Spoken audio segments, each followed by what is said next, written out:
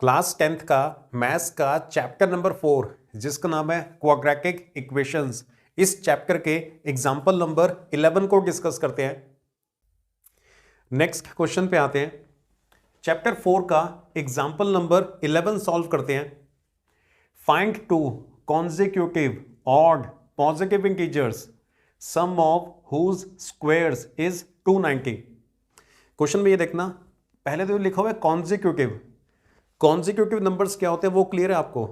Counting के अंदर जो एक के बाद एक आते हैं ना, उन नंबर्स को कॉन्जिक्यूटिव नंबर्स बोला जाता है। फॉर एग्जांपल 4 के बाद 5 आता है ना, तो 4 और 5 ये दोनों कॉन्जिक्यूटिव नंबर्स हैं। 10 के बाद 11 आता है तो 10 और 11 ये भी कॉन्जिक्यूटिव नंबर्स हैं। लेकिन यहां पे कॉन्जिक्यूटिव के आगे ऑड भी लिखा हुआ है। Consecutive odd positive integers. Consecutive odd number का मतलब ये है कि आपने एक ऑड नंबर लेना है काउंटिंग के अंदर, फिर जो नेक्स्ट ऑड नंबर आएगा वो, फॉर एग्जांपल ये थोड़ी सी हमने काउंटिंग लिख दी है 1 2 3 4 5 6 7 8, आगे भी जा सकते हैं। अब 1 आपको पता है ना कि 1 ऑड नंबर है, लेकिन 1 के बाद 2 आता है, 2 तो इवन नंबर है। हमने कॉन्जिक्यूटिव ऑड नंबर लेना है, मतलब एक ऑड नंबर उसके बाद नेक्स्ट ऑड नंबर पे जाना है।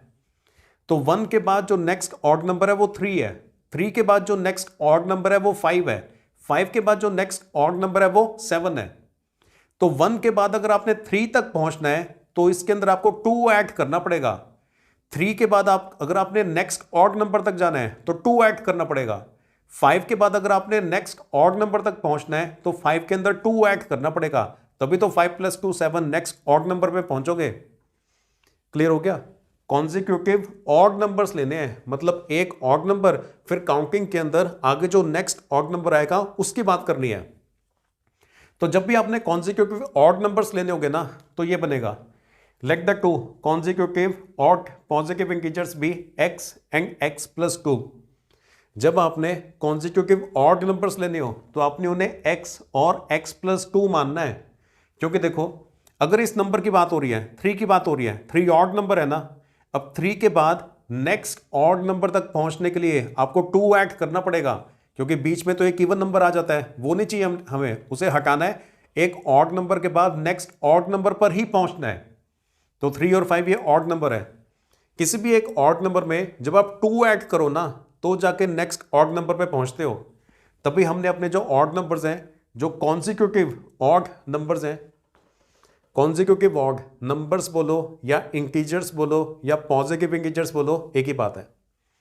तो नंबर्स आपने ये मानने हैं x और x + 2। इतना क्लियर हो गया? और हमें ये दे रखा है सम करना है। सम करने का मतलब ऐड करना है। नंबर्स को नहीं ऐड करना, उनके स्क्वायर्स को ऐड करना है। तो ये वाले जो नंबर्स हैं, पहले इनका स्क्वायर करना है, स्क्वायर करने के बाद इनको ऐड करेंगे तो वो 290 के इक्वल है। क्वेश्चन क्लियर हो गया?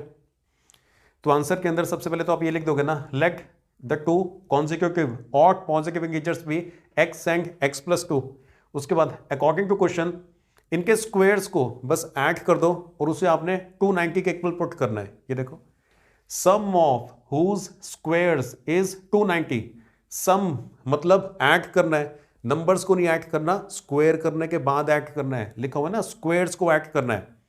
तो पहला नंबर x है, उसका स्क्वायर कर दो। दूसरा नंबर x + 2 है, उसका भी स्क्वायर कर दो, x + 2 का होल स्क्वायर।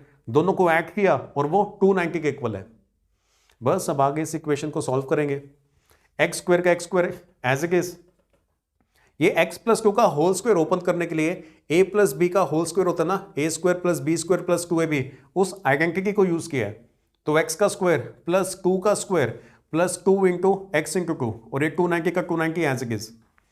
ये x² और x² ऐड होकर 2x² बन जाता है। 2 का स्क्वायर 4 होता है, ये इसको मल्टीप्लाई करके 4x आता है, और इस 290 को लेफ्ट हैंड साइड पे लेके आएंगे तो इसका साइन चेंज हो जाएगा, -290 हो जाएगा। ये 2x² का 2x², फिर x वाली टर्म को लिखना है 4x का 4x, और ये 4 - 290 = -286।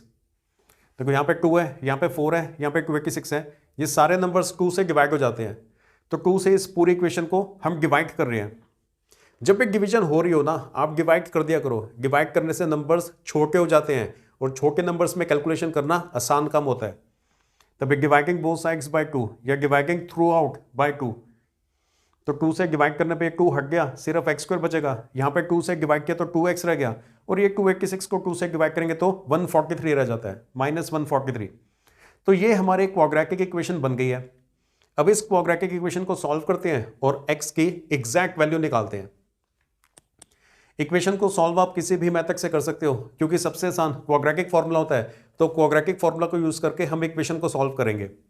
सबसे पहले आपने a, b और c की वैल्यूज को लिस्ट करना होता है।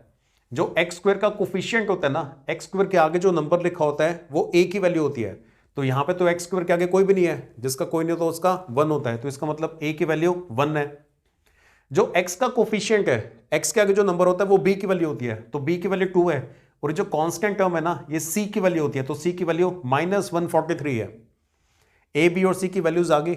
उसके बाद आपने डिस्क्रिमिनेंट निकालना होता है। डिस्क्रिमिनेंट का फॉर्मूला होता है b² - 4ac। तो b की जगह पे 2 पुट करना है, a की जगह पे 1 पुट करना है, और c की जगह पे -143 पुट करना है।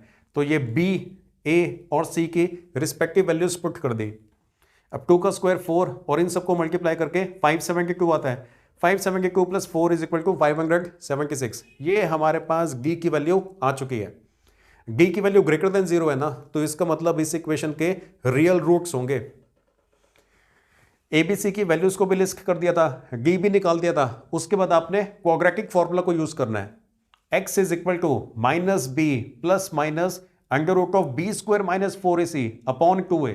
ये क्वाड्रेटिक फॉर्मूला आपको अच्छे से याद होना चाहिए। x = -b ± √b² - 4ac upon 2a।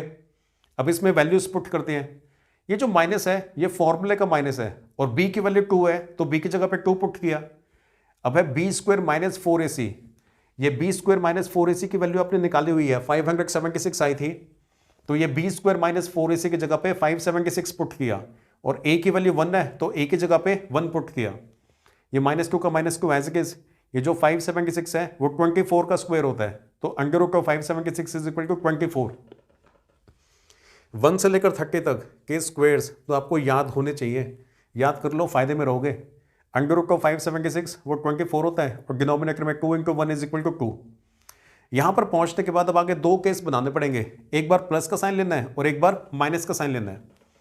तो पहले बनेगा x = -2 + 24 अपॉन 2, x = -2 + 24 अपॉन 2, और दूसरी बार नेगेटिव साइन लेना है, x = -2 - 24 अपॉन 2।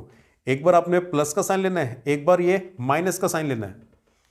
24 में से 2 माइनस करो, 22 को 2 से डिवाइड करो, 11 आ जाता है, तो x की वैल्यू 11 है। तो पहला नंबर 11 है, उसमें 2 ऐड करो तो दूसरा नंबर आ जाएगा, तो दूसरा नंबर 13 है। मतलब 11 और 13 ये हमारे दो कॉन्जिक्यूटिव ऑड पॉजिटिव इंटीजर्स हैं। ये आंसर आ गया हमारा 11 और 13। यहां से सिंप्लीफाई करके इसको -13 आ रहा है, इस वाली वैल्यू को रिजेक्ट करना पड़ेगा। जरा सोचना, ये जो x की वैल्यू आई है इसे रिजेक्ट क्यों कर रहे हैं? ये देखो क्वेश्चन के अंदर लिखा हुआ था ना, find 2 consecutive odd positive integers. Positive integers निकालने हमने, तो यहां पे इधर आगे ये केस 1 के अंदर तो पॉजिटिव नंबर्स आ गए थे, केस 2 के अंदर ये नेगेटिव नंबर आ रहा है। क्योंकि ये नंबर नेगेटिव आया ना, इसलिए इसको रिजेक्ट किया, क्योंकि क्वेश्चन में साफ साफ लिखा हुआ था फाइंड 2, ये देखो, find 2 consecutive odd positive integers. हमने पॉजिटिव निकालना है ना, इसलिए ये आगे जाके ये जो नेगेटिव नंबर है इसे रिजेक्ट कर रहे हैं। तो 11 और 13 ये हमारे कॉन्जिक्यूटिव नंबर्स हैं जो कंडीशंस को सेटिस्फाई कर रहे हैं। तो 11 and 13 this is the answer.